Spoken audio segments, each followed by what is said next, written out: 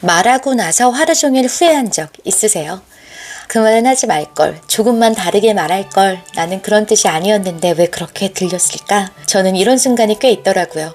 분명 나쁜 마음으로 한 말은 아닌데 상대 표정이 굳어지고, 도와주려고 한 말인데 괜히 잔소리처럼 들리고, 분명 걱정돼서 한 말인데 상대는 간섭처럼 받아들이는 순간이요. 말은 참 이상합니다. 별 생각 없이 던진 한마디가 누군가에게 오래 남기도 하고, 정말 조심해서 말했는데도 내 마음과 다르게 전달되기도 합니다.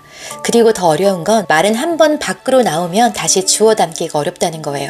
오늘 이야기할 책은 김윤아 작가의 말그릇입니다.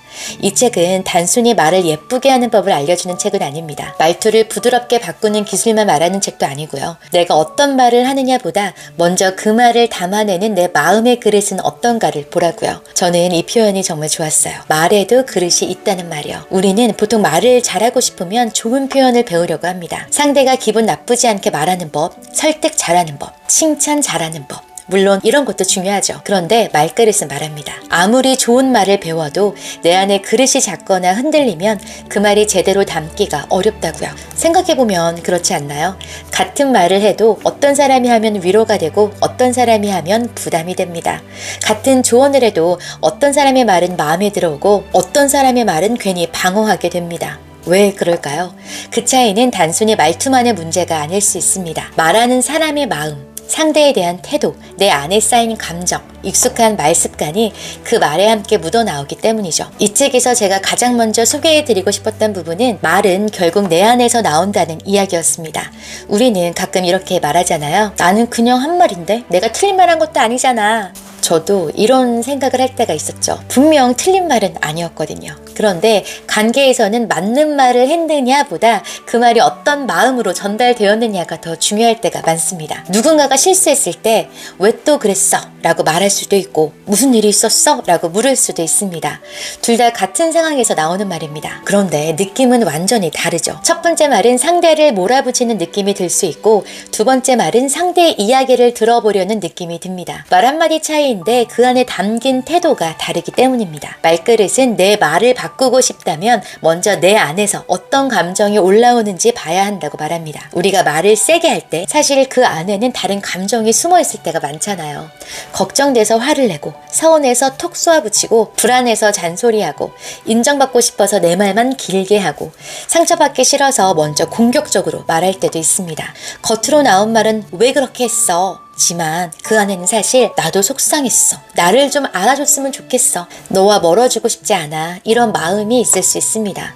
그런데 우리는 그 마음을 잘 보지 못하고 바로 말로 튀어나올 때가 많습니다. 그래서 말그릇을 키운다는 건 그냥 말을 예쁘게 꾸미는 게 아니라 내 감정을 알아차리고 내가 진짜 원하는 게 뭔지 보고 그 마음을 조금 더 건강하게 표현하는 연습일 수 있습니다.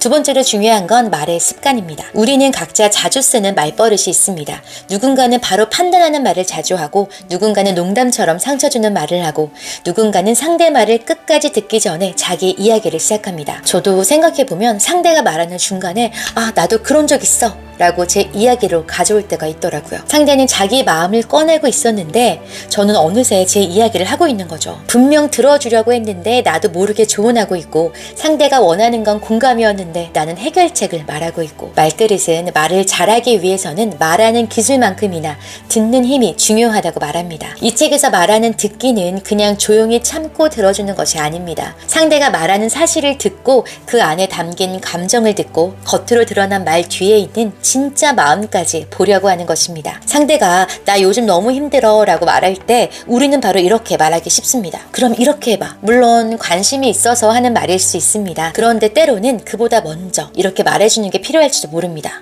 요즘 정말 지쳤구나. 많이 버거웠구나. 그 이야기를 꺼내는 것도 쉽지 않았겠다. 이런 말은 상대의 문제를 바로 해결해 주지는 못합니다. 하지만 상대가 내 마음을 들어주고 있구나 느끼게 해줄 수 있습니다. 그리고 사람은 안전하다고 느낄 때 조금 더 깊은 이야기를 꺼냅니다. 저는 이 부분이 인간관계에서 정말 중요하다고 느꼈어요. 우리는 가끔 상대의 말을 고쳐주려고 하죠. 더 나은 선택을 알려주고 싶고, 문제를 빨리 해결해주고 싶고, 내가 아는 답을 말해주고 싶습니다. 그런데 관계에서는 답보다 먼저 필요한 것이 안전한 분위기일 때가 있습니다. 여기서는 내 마음을 말해도 괜찮구나. 이 사람은 나를 바로 판단하지 않는구나. 내가 말해도 공격받지 않는구나. 이런 느낌이 생기면 대화가 대화가 조금 달라집니다. 세 번째로 중요한 건 질문입니다. 말그릇은 질문이 가진 힘도 중요하게 다룹니다. 질문은 단순히 정보를 얻는 도구가 아닙니다. 좋은 질문은 상대가 자기 마음을 들여다보게 하고 스스로 생각하게 하고 대화의 문을 열어주는 역할을 합니다. 예를 들어 상대가 어떤 선택을 고민하고 있을 때 우리는 바로 말하고 싶어집니다. 그건 이렇게 하는 게 맞아. 내가 보기엔 이게 정답이야. 그런데 이렇게 물어볼 수도 있습니다. 지금 제일 걱정되는 건 뭐야? 네가 정말 원하는 방향은 어떤 거야? 이 질문들은 상대의 선택을 대신해주는 말은 아닙니다. 하지만 상대가 자기 마음을 스스로 정리할 수 있게 도와줍니다. 이게 참 어렵지만 좋은 대화의 힘인 것 같아요. 내가 답을 주는 사람이 되려 하기보다 상대가 자기 답을 찾도록 옆에서 도와주는 사람. 이게 말그릇이 큰 사람의 모습일 수 있습니다. 네 번째로 제가 기억하고 싶은 건 말그릇은 비울수록 사람을 더 채운다는 것입니다. 책 제목에도 비울수록 사람을 더 채우는 이라는 표현이 들어가잖아요. 처음엔 조금 추상적으로 느껴졌는데 생각해보니까 이런 뜻으로 다가왔어요. 내 말로 가득 차 있으면 상대가 들어올 자리가 없습니다. 내 경험, 내 기준, 내 서운함, 내 불안으로 가득 차 있으면 상대의 마음을 담을 공간이 부족해집니다. 그래서 말그릇을 키운다는 건 말을 더 많이 하는 사람이 되는 게 아니라 필요할 때 침묵할 줄 알고 상대가 말할 공간을 남겨주고 내 감정이 넘치기 전에 잠시 멈출 줄 아는 사람이 되는 것일지도 모릅니다. 이건 진짜 쉽지 않아요. 특히 가까운 사람일수록 더 어렵습니다. 가족에게는 더 쉽게 말하고 아이에게는 더 빨리 지적하고 가까운 사람에게는 내가 이 정도 말은 해도 되지 하고 생각할 때가 많습니다. 그런데 사실 가까운 사람일수록 더 조심해야 하는 말들이 있잖아요. 가깝다는 이유로 함부로 말해도 되는 건 아니니까요. 저는 말그릇을 읽으면서 말을 잘한다는 것의 의미가 조금 달라졌습니다. 말을 잘한다는 건 멋진 표현을 많이 하는 것이 아니라 내 마음을 살피고 상대의 마음을 담을 공간을 만들고 지금 이 대화에서 무엇을 지켜야 하는지 아는 것일 수도 있겠구나. 그리고 때로는 잘 말하는 것보다 잘 멈추는 것이 더 중요할 수도 있겠구나. 그런 생각이 들었습니다. 말그릇이 말하는 핵심은 이런 것 같습니다. 말은 단순한 기술이 아니라 내 마음의 그릇에서 나온다. 말을 바꾸고 싶다면 먼저 내 감정과 말 습관을 봐야 한다.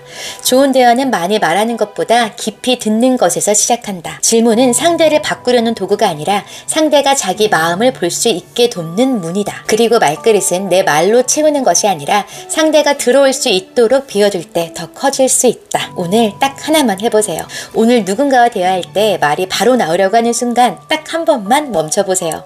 그리고 속으로 이렇게 물어보는 겁니다. 내가 지금 하려는 말은 상대를 위한 말일까? 아니면 내 감정을 쏟아내는 말일까? 그리고 가능하다면 조언 대신 질문 하나를 해보세요. 지금 제일 힘든 게 뭐야? 네 마음은 어때? 이런 질문 하나가 대화의 분위기를 조금 바꿀 수 있습니다. 말은 관계를 멀어지게도 하지만 다시 가까워지기도 합니다. 오늘 내가 건네는 한마디가 상대의 마음을 밀어내는 말이 아니라 잠깐이라도 기댈 수 있는 말이 되었으면 좋겠습니다. 여러분은 오늘 어떤 말을 조금 더 조심해서 건네보고 싶으신가요? 지금까지 옆집 엄마의 서재였습니다.